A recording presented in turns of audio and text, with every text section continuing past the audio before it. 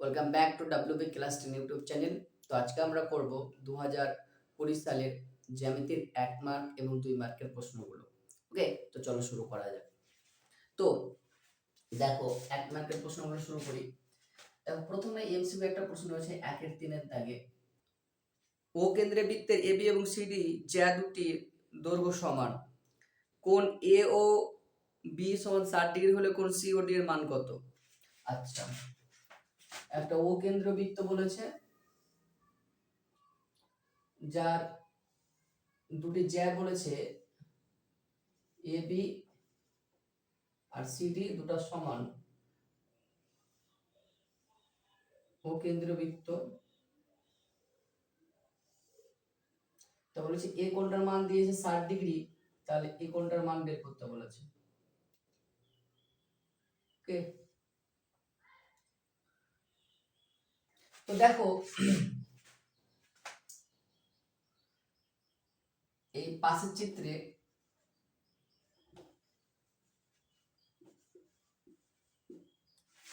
ত্রিভুজ এ ও বি ও ত্রিভুজ সি ও ডি এর মধ্যে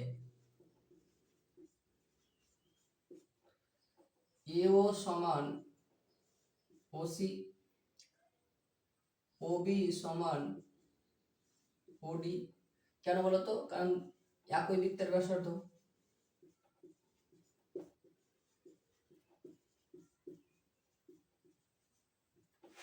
আর এ বি সমান সিডি, এটা তো প্রশ্নই বলেছে প্রদত্ত, কারণ দুটা সমান জ্যা।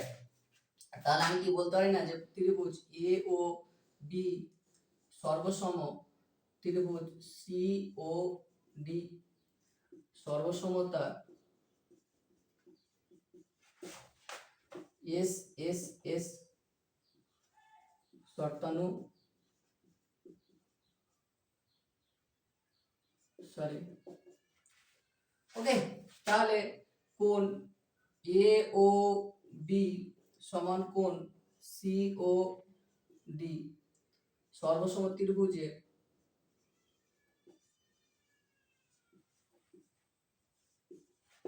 কি কোণ? এটা হচ্ছে অনুরূপ কোণ। তাহলে কোণ এ ও বি সমান যদি সি ও ডি হয়, তাহলে এ ও বি সমান যদি 60 ডিগ্রি হয়, তো সি ও ডি সমান কত ডিগ্রি হয়ে যাবে? তাহলে কোণ সি ও ডি সমান হয়ে যাবে 60 ডিগ্রি। তো অপশন কি এ রয়েছে? সি ও ডি সমান হচ্ছে 60 ডিগ্রি। তো অপশন হচ্ছে বি। তাহলে কোণ সি ও ডি সমান হয়ে যাবে 60 ডিগ্রি। ওকে, আরে বুঝতে পেরেছো? এবার দেখো পরের দাগের প্রশ্নটা। তো 3 এর 2 এর দাগ কি বলেছে? দুটি কোণের সমষ্টি ড্যাশ হলে তাদেরকে পরস্পর সম্পূরক বলা হয়। তো দুটি কোণের সমষ্টি যদি আমাদের 180 ডিগ্রি হয়, তাহলে তাদের পরস্পরকে সম্পূরক কোণ বলা হয়। আচ্ছা, লজিক করে রাখা, তাহলে ই আর বি যদি দুটো কোণ ধরলাম, যদি যোগ করে 180 ডিগ্রি হয়, তাহলে তারা পরস্পরের কি কোণ? পরস্পরের সম্পূরক কোণ। ওকে, আর যদি দুটি কোণের সমষ্টি 90 ডিগ্রি হয়, তাহলে তারা পরস্পরের পূরক কোণ। মনে রাখবে, তাহলে এখানে শূন্যস্থানে হয়ে যাবে 180 ডিগ্রি, যেহেতু বলেছো সম্পূরক কোণ। দেখো 3 এর দাগাটা বলো। 3 এর দাগাটা দেখো। 3 এর দাগাটা কি বলেছে?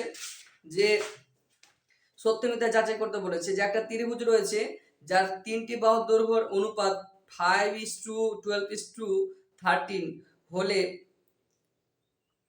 ত্রিভুজটি সর্বদা সমকোণী ত্রিভুজ চেক করতে বলেছে। ধরে নিলাম, ধরি বাহু 3টি যথাক্রমে 5k একক, 12k একক এবং 13k একক। সবসময় ত্রিভুজের বড় বাহুটা সবসময় হয়ে যায় অতিভুজ। যেহেতু সমকোণী ত্রিভুজ বলেছে চেক করতে, তাহলে সমকোণী ত্রিভুজের একটা আমরা ফর্মুলা জানি পিথাগোরাসের, যে অতিভুজ স্কয়ার সমান লম্ব স্কোয়ার প্লাস হচ্ছে ভূমি স্কোয়ার। তাহলে যেহেতু বড় বাহুটা হচ্ছে 13 কে 13 কে তার স্কোয়ার সমান হচ্ছে 5 এর স্কোয়ার, লম্বটা 5 ধরে নিলাম, 5 কি স্কোয়ার প্লাস হচ্ছে 12 কি স্কোয়ার। তাহলে যে কোনো একদিকে আমাদের ক্যালকুলেশন করে দেখছি, এদিকে ক্যালকুলেশন করে দেখছি 13 কে আসছে কিনা, 13 কি স্কোয়ার। তাহলে 5 কি স্কোয়ার মানে 5 এর স্কোয়ার 25 আর কে এর স্কোয়ার কে স্কোয়ার, 12 এর স্কোয়ার হচ্ছে 144 আর কে এর স্কোয়ার কে স্কোয়ার। তাহলে 25 কে স্কোয়ার এখানে হচ্ছে 144 কে স্কোয়ার, তাহলে কত হবে 169 কে স্কোয়ার। আমরা 169 লিখতে পারি না, 13 কে তার হোল স্কোয়ার, 13 কে তার হোল স্কোয়ার আর 13 কে তার হোল স্কোয়ার। তাহলে অতিভুজ স্কোয়ার সমান লম্ব স্কোয়ার প্লাস ভূমি স্কোয়ার। তাহলে ফর্মুলাটা ঠিকই রয়েছে, তাহলে অতএব কথাটা তাহলে সত্য। তাহলে এটি একটি সমকোণী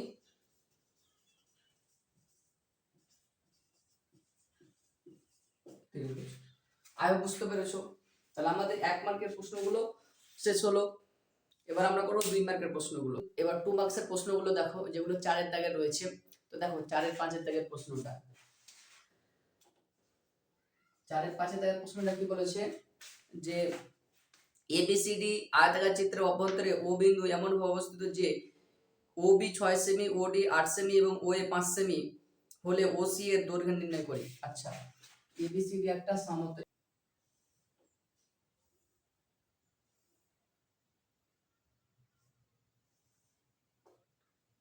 একটা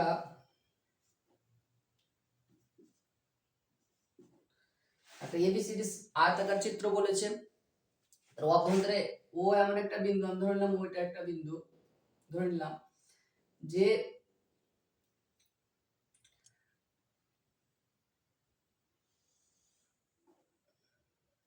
ধরলাম ওইটা বিন্দু,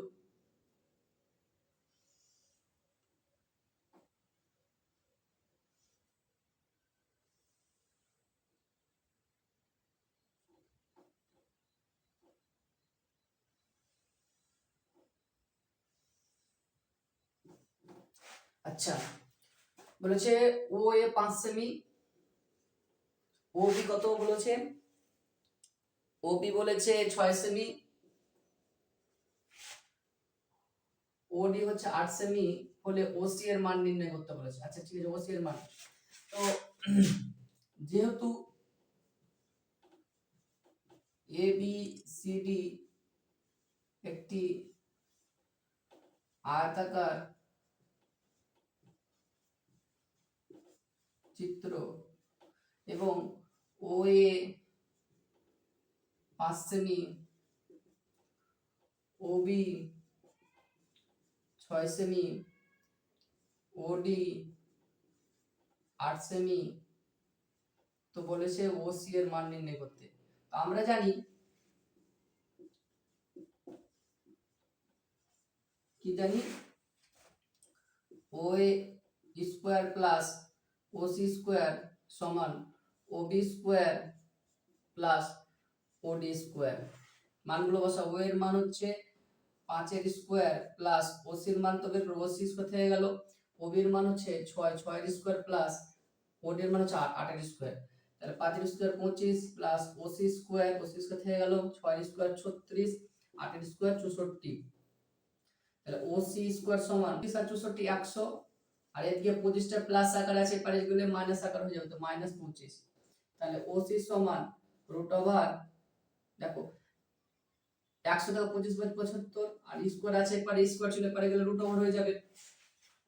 তাহলে 75টা ভেঙে নাও, ওসি সমান এই পাশের অংশ এখানে করে রাখছি, তাহলে ওসি সমান রুট ওভার 75 ভেঙে নাও, 5 × 5 5 5 25 আর 3 5 5 × 5 25, 25 কে 3 দ্বারা গুণ করলে 75, তাহলে দূর থেকে একটা বেরিয়ে যাবে, তাহলে ওসি সমান 5√3 সেমি। ওকে, ওসির মান হয়ে গেল 5√3 সেমি। তাহলে অতএব নির্ণয় ওসি এর দৈর্ঘ্য 5√3 সেমি। ওকে, আই বুঝতে পেরেছো? এবার 4 এর 6 দাগের প্রশ্নটা দেখো, তো 4-6 দাগের প্রশ্ন কি বলেছে, এবিসি একটা সমকোণী ত্রিভুজ যার এই কোণ বিএসি সমান 90 ডিগ্রি। বলেছে এবিসি একটা সমকোণী ত্রিভুজ যার বি কোণটা 90 ডিগ্রি। আচ্ছা, এবি হচ্ছে 3 সেমি, এবি হচ্ছে 3 সেমি, বিসি হচ্ছে 4 সেমি। কি বলেছে, এবং বি বিন্দু থেকে এসির ওপর লম্ব বিডি। আচ্ছা, বি বিন্দু থেকে এসির ওপর লম্ব বিডি। আচ্ছা, যে এসির মানে বি বিন্দু থেকে এসির ওপর বিডি লম্ব, বিডির দৈর্ঘ্য নির্ণয় করতে বলেছে, বিডির দৈর্ঘ্যটা নির্ণয় করতে বলেছে। তাহলে সেম টাইপের প্রশ্ন আমরা সালে এসেছিল একবার 19 বা 18তে, এবার আমরা সরাসরি করে দিচ্ছি।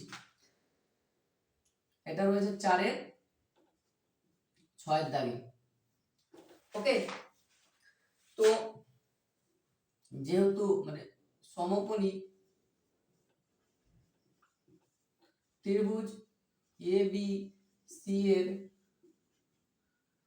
ক্ষেত্রে যেহেতু বি কোণটা 90 ডিগ্রি, যেহেতু বি কোণটা 90 ডিগ্রি, কোণ এ বি সি সমান 90 ডিগ্রি, বি কোণটা 90 ডিগ্রি, তাহলে তার সামনের বাহু অতিভুজ হয়ে যাবে। তাহলে অতিভুজ স্কয়ার সমান, আমরা লিখতে পারি স্যার এসি স্কয়ার সমান এবি স্কয়ার লম্ব স্কয়ার প্লাস ভূমি স্কয়ার, ভূমিটা হচ্ছে বিসি।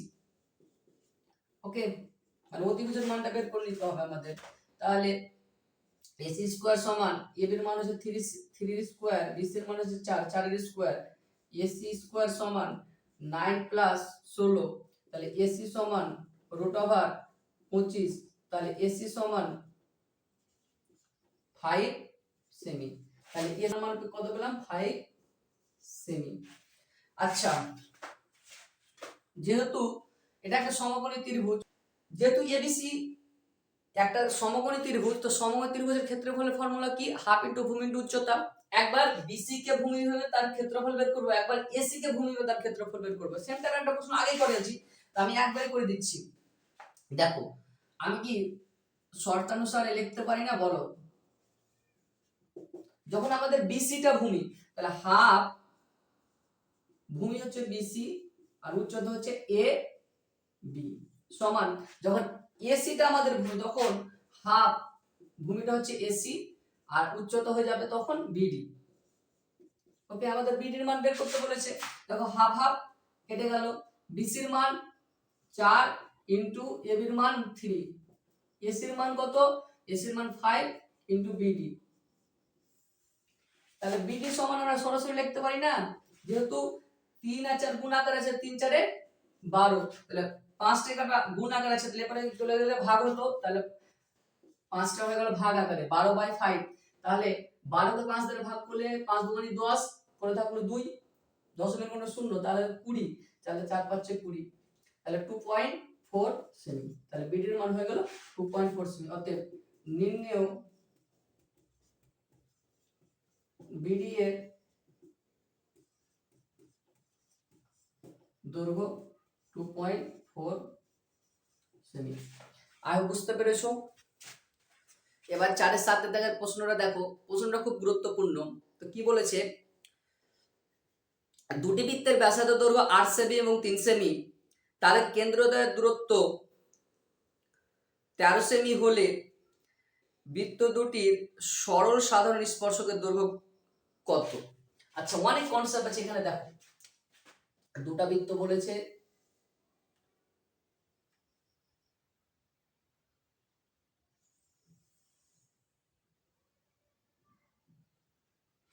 দেখো যাদের একটার দৈর্ঘ্য হচ্ছে 8 সেমি, তো এটা ধরে নিলাম 8 সেমি, প্রথমটার বৃত্তের ব্যাসার্ধ ধরে নিলাম 8 সেমি, আর পরটা হচ্ছে বলেছে 3 সেমি। আচ্ছা, তাদের কেন্দ্রদ্বয়ের দূরত্বের দৈর্ঘ্য বলেছে, কেন্দ্রদ্বয়ের দৈর্ঘ্য বলেছে 13 সেমি। তাহলে বলেছে তাদের সরল সাধারণ স্পর্শকের দৈর্ঘ্য, তাদের সরল সাধারণ স্পর্শকের দৈর্ঘ্য। সরল সাধারণ স্পর্শক কাকে বলে তোমরা জানো? যদি বৃত্ত দুটি স্পর্শকের একই দিকে থাকে তখন তাকে সরল সাধারণ স্পর্শক বলে। ওকে, তো যেহেতু স্পর্শকের একই দিকে বলেছে, তাহলে আমরা ধরে নিলাম এটা তাদের সরল সাধারণ স্পর্শকের দৈর্ঘ্য। ওকে, এটা তাদের সরল সাধারণ স্পর্শ। এটা দৈর্ঘ্য বের করতে বলেছে আমাদের। তো কিভাবে করা যায়? দেখো, আমি এটা এ কেন্দ্রবৃত্ত ধরলাম, এটা বি কেন্দ্রবৃত্ত ধরলাম, এটা পি বিন্দু ধরলাম, এটা কিউ বিন্দু ধরলাম। যা ধরছি তা লিখে নি। ধরি এ ও বি কেন্দ্রীয়, ধরি এ এবং বি কেন্দ্রীয় বৃত্ত দুটির সরল সাধারণ স্পর্শক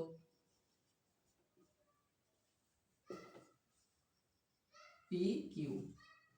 আচ্ছা,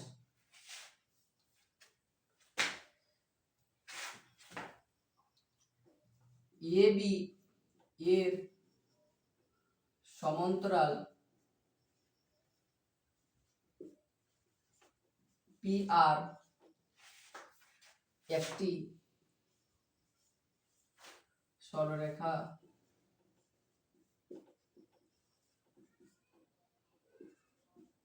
নিলাম। এ বি এর সমান্তরাল, তার মানে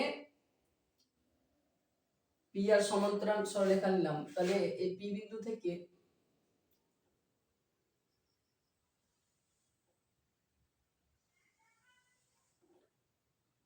এ বি এর সমান্তরাল সরলরেখা নিলাম। আচ্ছা, তাহলে এটা হয়ে যাবে আর বিন্দু, যেটি এ কিউ ব্যাসার্ধের উপর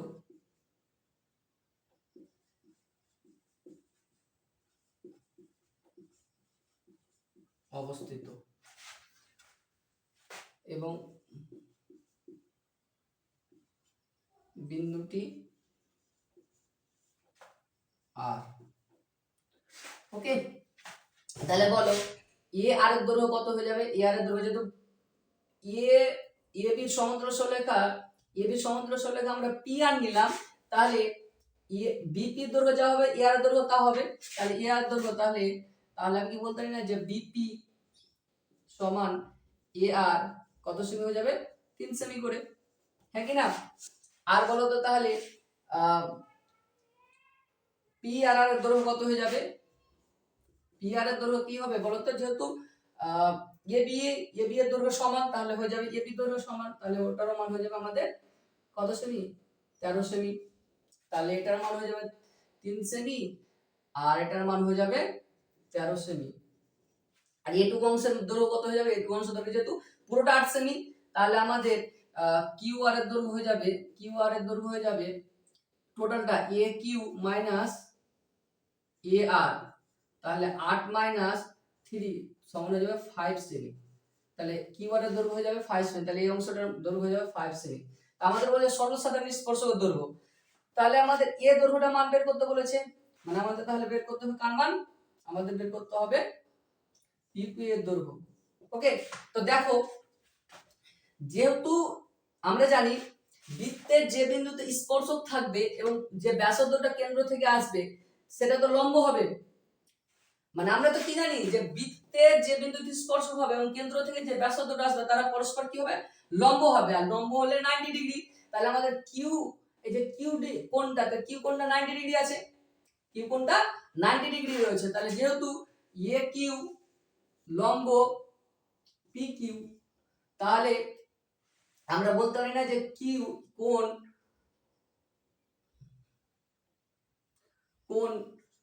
কিউ আর সরি, তাহলে কোণ আমরা কি বলতে পারি? কোণ আর কিউ পি সমান 90 ডিগ্রি, হ্যাঁ কি না? তাহলে 90 ডিগ্রির সামনে সবসময় হয়ে যায় অতিভুজ, ঠিক আছে কি না? তাহলে আমরা এভাবে অপারেশন করতে পারি। অতএব ত্রিভুজ পি কিউ আর এর ক্ষেত্রে বলতে পারি যেহেতু কিউ বিন্দুটা লম্ব, তাহলে সামনের বাহু অতিভুজ হয়ে যাবে। তাহলে এটাকে আমাদের কি হবে? এটা আমাদের ভূমি, তাহলে ভূমির মান বের করার ফর্মুলা কি? তাহলে পি কিউ স্কোয়ার সমান হচ্ছে অতি স্কোয়ার মাইনাস হয় লম্ব স্কোয়ার, তাহলে হচ্ছে P R square minus Q R তার স্কোয়ার। তাহলে পি আর এর মান হচ্ছে 13 স্কোয়ার আর কিউ আর এর মান হচ্ছে 5, তো 5 এর স্কোয়ার, তাহলে পি কিউ সমান রুট ওভার 13 স্কোয়ার কত হয় 169 মাইনাস 25, তাহলে পি কিউ সমান রুট ওভার 144, তাহলে পি কিউ সমান 12 সেমি। অতএব তোমরা এখানে লিখে নাও, আমি অতএব এখানে লিখে দিচ্ছি। অতএব পি কিউ সরল সাধারণ স্পর্শকের